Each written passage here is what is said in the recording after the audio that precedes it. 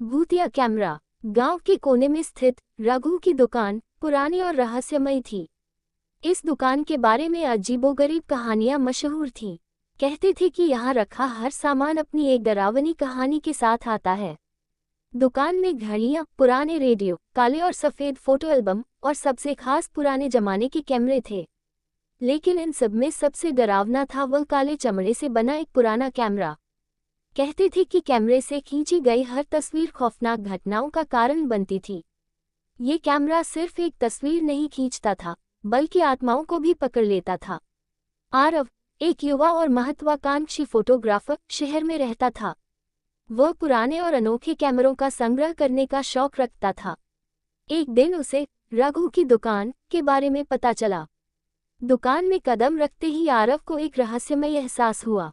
हवा ठंडी थी और दुकान के कोने में रखा वह कैमरा मानो उसे अपनी ओर खींच रहा था। रघु ने कैमरे को दिखाते हुए आरव से कहा, इसे मत खरीदो, ये तुम्हें बर्बाद कर देगा, यह अभिशप्त है। आरव ने रघु की चेतावनी को मजाक समझा। उसने पैसे दिए और कैमरा खरीद लिया। रघु ने उसे जाते हुए आखिरी बार देखा और कहा, अगर कुछ गलत हो तो इसे वापस लेकर आना। घर लौटकर आरव ने सबसे पहले कैमरे की सफाई की। उसने अपने दोस्त अनिकेत को बुलाया और उसकी तस्वीर खींचने का फैसला किया। जब तस्वीर विकसित हुई तो उसमें अनिकेत की आंखें अजीब तरह से चमक रही थीं। इसके अलावा तस्वीर के कोने में एक अंधेरी छाया नजर आ रही थी। अगले दिन अनिकेत ने फोन पर बताया कि उसकी कार का एक्सीडेंट हो गया है। वह किसी तरह बच गया, लेकिन ये घटना उसे विचलित कर गई। आरव ने इसे महज इत्तेफाक समझा। उसने अपनी खुद की तस्वीर खींची, लेकिन जब तस्वीर निकली तो उसमें उसके पीछे एक सफ़ेद साड़ी में लिपटी महिला की धुंधली छवि थी। उस रात आरव के घर में अजीब चीजें होने लगीं। खिड़कियां अपने आप खुलने लगीं, दीवारों पर परछाइयां दौड़ने लगीं और हर तरफ से छप छप छप की आवाजें सुनाई देने लगीं। आरव ने कैमरे की ओर देखा। उसकी लेंस से अजीब सी चमक निकल रही थी, मानो उसमें किसी की आंखें झांक रही हों। अचानक ठंडी हवा का झोंका आया और कैमरे से एक साया बाहर निकला। वह एक महिला का भूत था, जिसकी आंखें जलती हुई अंगारों की तरह चमक रही थीं। महिला ने भयानक आवाज में कहा, तुमने मुझे जगा दिया है, अब ये कैमरा तुम्हारी आत्मा को ले जाएगा। भूत ने बताया कि यह कैमरा 1912 में एक फोटोग्राफर का था, जिसने उसकी हत्या कर दी थी। उसकी आत्मा इस कैमरे में कैद हो गई थी। आरव ने डरकर कैमरे को फेंक दिया, लेकिन अगले दिन वही कैमरा उसकी मेज पर रखा हुआ मिला। हर रात आरव को अपने घर में किसी के चलने, हंसने और रोने की आवाजें सुनाई देने लगीं। दीवारों पर खून की तरह लाल निशान दिखाई देने लगे। अनिकेत, जिसने आरव के साथ तस्वीर खिंचवाई थी, की मौत हो गई। उसकी लाश सड़क के किनारे मिली और उसके पास वही तस्वीर पड़ी थी।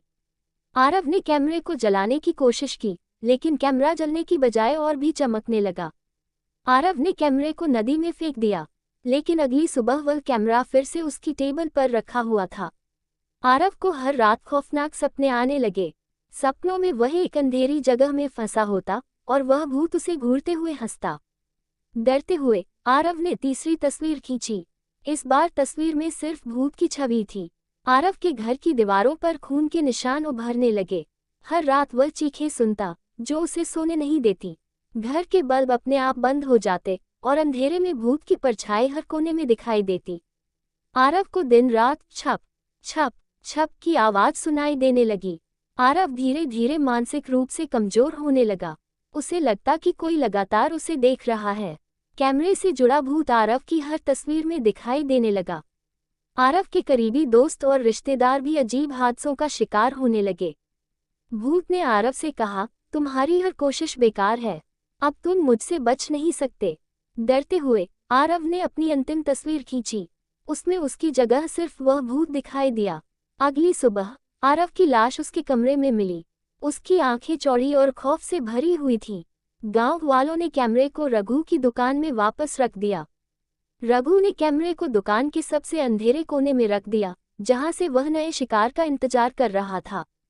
कुछ महीनों बाद एक और ग्राहक ने उस कैमरे में Dilikaspi dikai, Ragu ne setavani di, lekina grahaka ne is najarandeja karadia, kai merka atanka fira se suru ho gaya. Chimera hara bara ni atmaam ko apani kada mem lita raha. Ragu aba bi yusa dukana kamalikada. Lekina usain kabi bi yusa chimera ko nahim chua. Yaha kahani sikati hai ki kucha rahasayam ko charain ki kazisa nahim karani kahi. Sayada, kucha sijam hamesa anachui rahani kahi.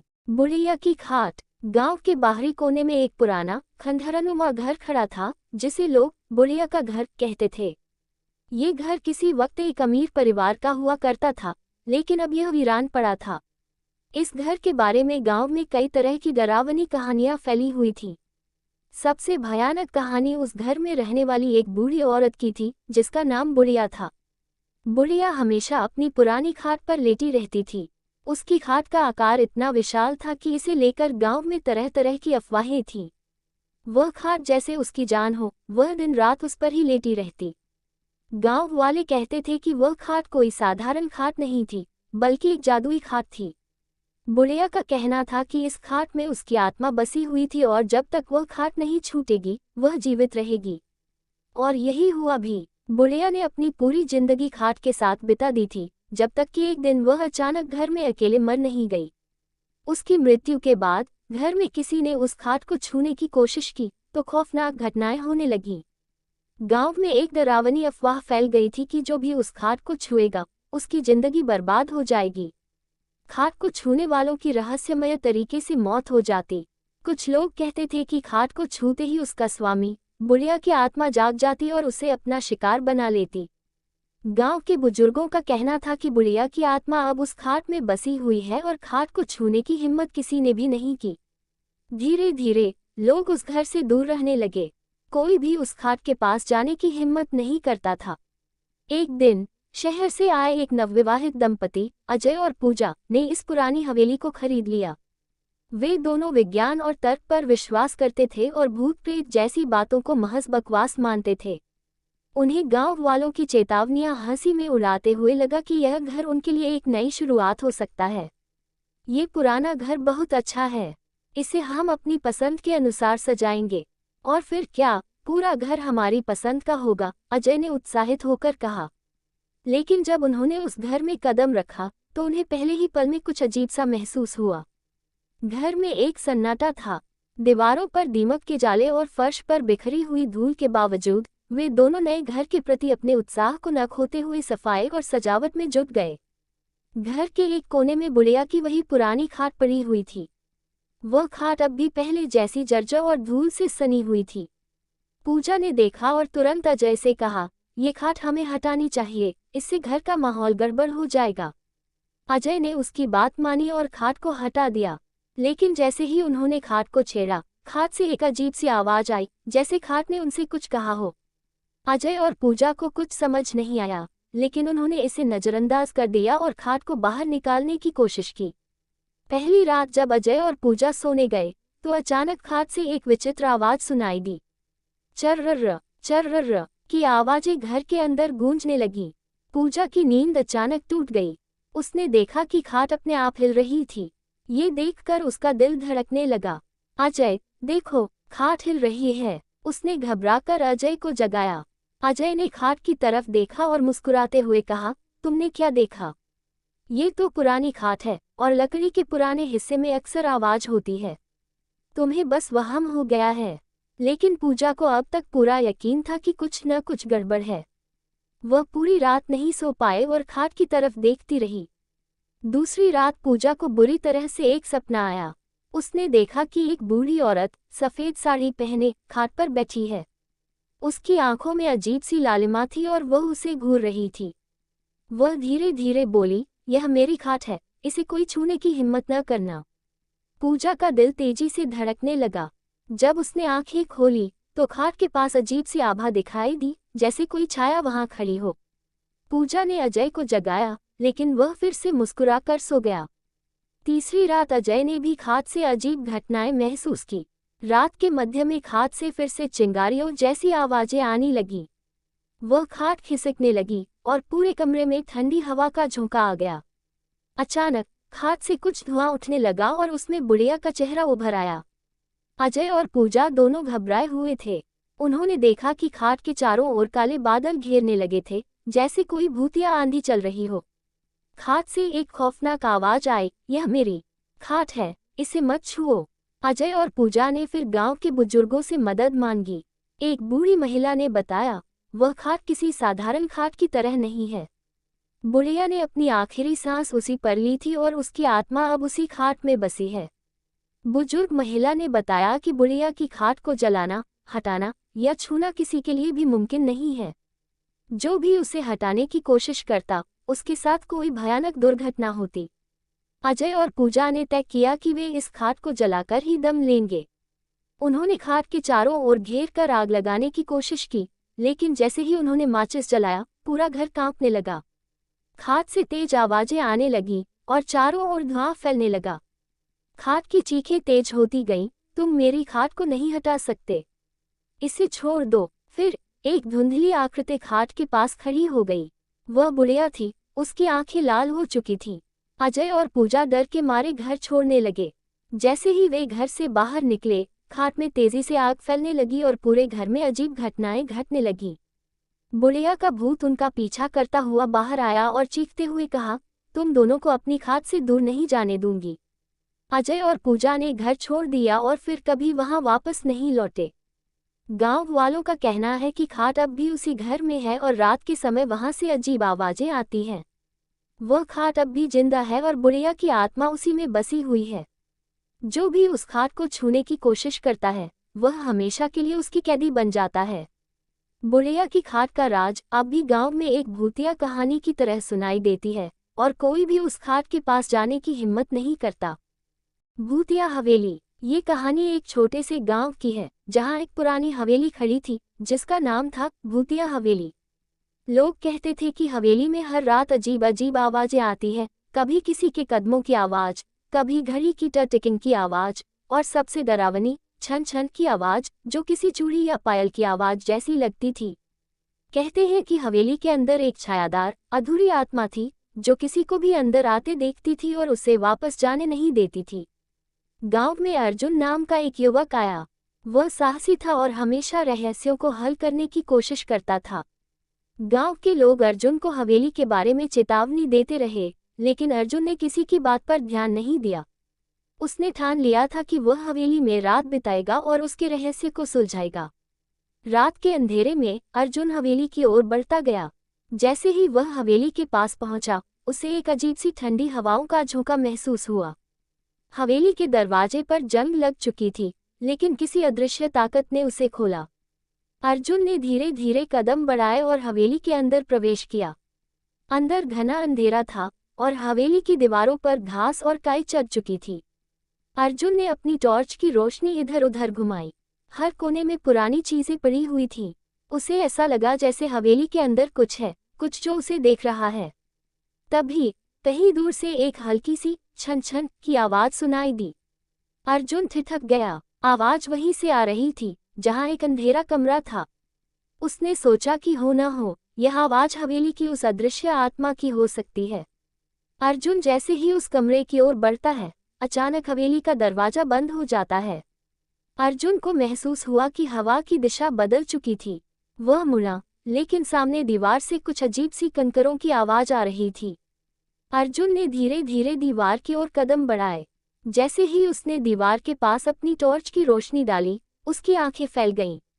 वहां पर एक पुरानी तस्वीर लगी हुई थी। ये तस्वीर हवेली की मालिक की थी, लेकिन उसकी आंखें बिल्कुल कटी फटी लग रही थीं, जैसे वह किसी दर्दनाक स्थिति में बुरी तरह से फंसी हो। तस्वीर के नीचे एक सूनी सी चिट्ठी पड़ी थी, जिसे अर्जुन ने उठाया। चिट्ठी में लिखा था, यदि तुम इस हवेली में रात बिता रहे हो, तो तुम्हारा नाम भी जल्द इस दीवार पर होगा। कोई भी यहाँ आए बिना वापस नहीं जाता। अर्जुन ने चिट्ठी को फाड़कर फेंक दिया और आगे बढ़ने का निर्णय लिया। अर्जुन ने देखा कि कमरे में एक पुरानी घड़ी रखी हुई थी, जो अब तक बंद थी। लेकिन जैसे ही उसने घड़ी को छुआ, घड़ी की सुइयां तेजी से घूमने लगी और पूरे कमरे में एक अजीब सी आवाज गूंजने लगी। अचानक कमरे की दीवारों पर खून के धब्बे दिखाई देने लगे। अर्जुन के मुंह से चीख निकल पड़ी, क्योंकि वह देख सकता था कि खून की धाराएं दीवारों पर लिखी एक नाम की ओर बह रही थीं। घड़ी की आवाज तेज हो गई, जैसे कोई उसे गहरी सजा देने के लिए बुला रहा हो। अर्जुन ने अपनी आंखें बंद की और फिर से अपनी टॉर्च को दीवार पर डाला। उसने देखा कि दीवार पर वही नाम था, शिवानी। अब अर्जुन को समझ आ गया था कि यह वही आत्मा है जिसका नाम उसने चिट्ठी में पढ़ा था।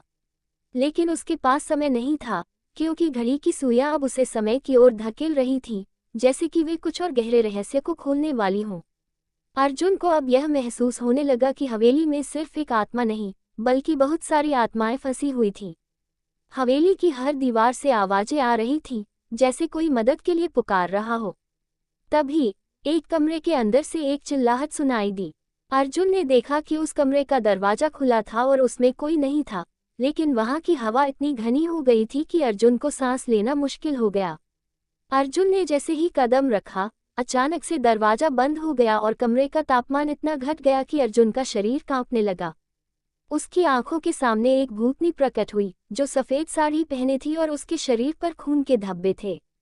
उसकी आंखों से खून की धारें बह रही थीं और उसका चेहरा डरावना था। वह धीरे धीरे अर्जुन की ओर बढ़ी और बोली, तुमने मुझे क्यों जगाया? अर्जुन कांपते हुए बोला, तुम कौन हो? भूतनी का चेहरा अचानक से बदल गया और वह अजीब तरह से हंसी। वह बोली, मैं वही शिवानी हूँ जो तुम्हें अब तक डरा रही थी। मेरा बदला पूरा नहीं हुआ और मैं तुमसे इसकी कीमत लूंगी।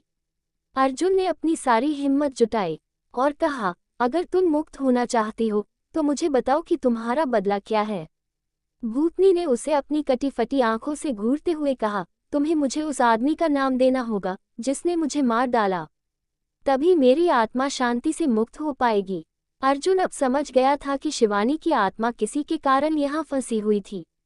उसने पूरे हवेली के तहखाने में जाकर पुरानी संदूकों को खोला और आखिरकार एक पुरानी चिट्ठी में वह नाम पाया, वह आदमी जो गांव का ही एक पुराना निवासी था और जिसने शिवानी की हत्या की थी। अर्जुन ने वह नाम भूतनी को बताया। शिवानी ने उसे धन्यवाद कहा और फिर अचानक उसकी आत्मा हल्की सी मुस्कान के साथ गायब हो गई।